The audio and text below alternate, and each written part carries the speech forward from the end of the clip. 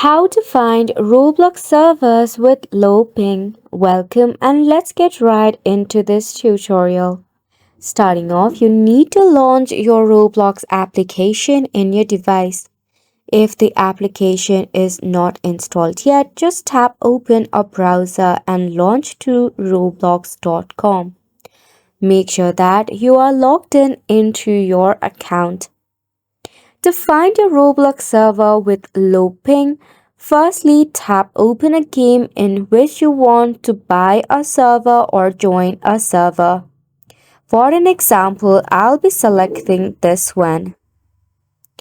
Now, as Roblox does not directly show individual server ping information, look for this particular categories. Firstly, always join the server that is in your region. Roblox servers are located around the globe. Choose the servers with the region closest to you for the best chance of lower ping. Trial of various servers. This might seem obvious, but try joining a few different servers within your chosen region and see which one feels more responsive. You also have community forums and Discord to ask query about the low ping server. And that is how you'll be able to find yourself a low ping server for your Roblox.